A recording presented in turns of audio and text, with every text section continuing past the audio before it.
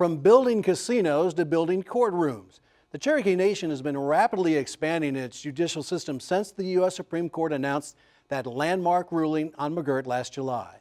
Reporter Jason Doyle travels to Tahlequah to get a behind-the-scenes look at what's been built.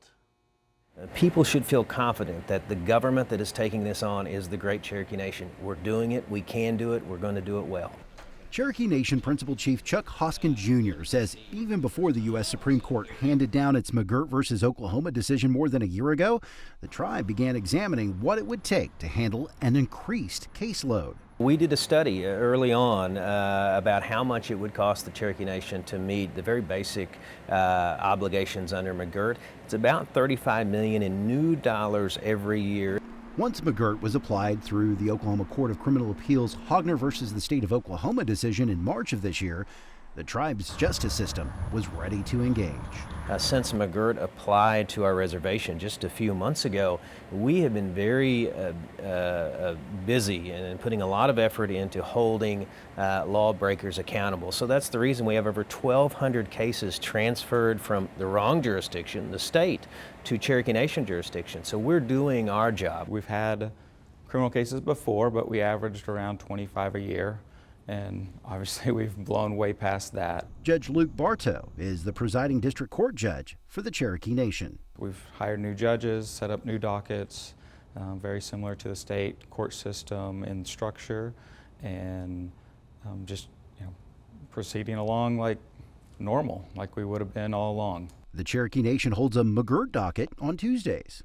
We have everything from petty theft from Walmart to murder. Just like in state district courts, not all cases have to go to trial. The ones that don't need trials and their attorneys want to settle it and reach a plea agreement with AG, I believe we're running around 30 to 40 per week on those. Bartow says anyone visiting the Cherokee Nation's court will find it's similar to any state court.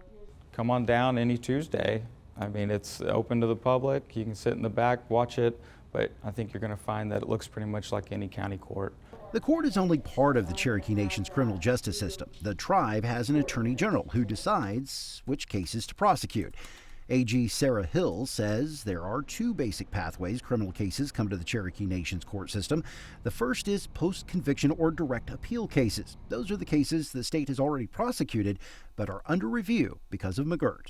So these are older cases, crimes that were committed sometimes years ago, and they have requested post-conviction relief. And then we have to take cases, sometimes they went to jury trial, complicated cases, and review them and see, are there issues here with evidence, witnesses today, getting those cases refiled. That's one review process. The other types of cases, new crimes, which would have been handled by state prosecutors before the McGirt decision. New offenses that just happened yesterday, traffic tickets and assaults, drug crimes, all the things that happen in Oklahoma every day, those new cases are coming in. While the Cherokee Nation did what it could to prepare for the flood of new cases, it still took an all-hands-on-deck approach. Even still, it was quite a shock. It's one thing to see the wave coming, and it's another thing to stand there when it hits you.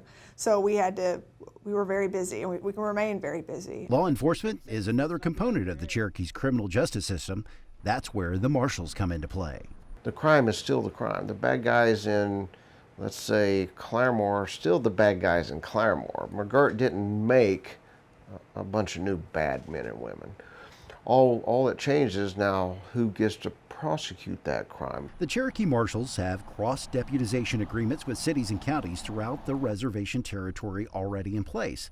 Marshal Shannon Buell says his department built those relationships over the past 2 decades. And I think that's the difference with us than other areas, is we had that pre-relationship built, that our officers are just working cases today like they were working 2 years ago before McGirt.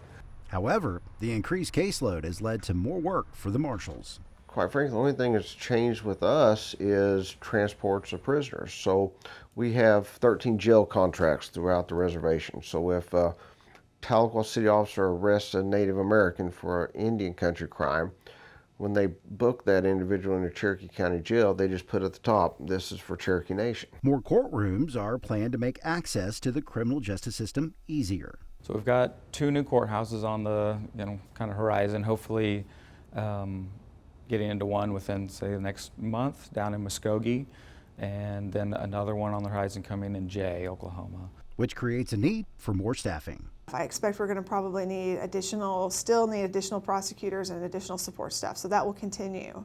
One of the things that I think we're going to see, which is not just a AG's office issue, but really a Cherokee Nation justice issue, is trying to expand the number of courthouses we have available. Just hired 13 new officers.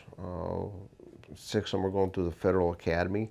They leave Sunday for the Federal Academy. So they'll be there for 3 months, come back and do 4 months in the field training scenario, and then they'll be marshals.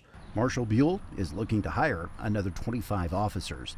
Additional resources are being added for victims as well. We're making sure that we're protecting victims. We're putting more resources into victim services, doubling, for example, the staff that we have that care for victims. But for the Cherokee Nation and the state of Oklahoma to come to a criminal justice agreement, it'll literally take an act of Congress. All we're asking is that that barrier be lifted so that we can even explore the idea of how to get an intergovernmental agreement on certain aspects of jurisdiction. Hoskin notes the bill making its way through Congress to give the Cherokees and Governor Stitt the authorization to compact is in its very early stages. Jason Doyle, the Oklahoma News Report.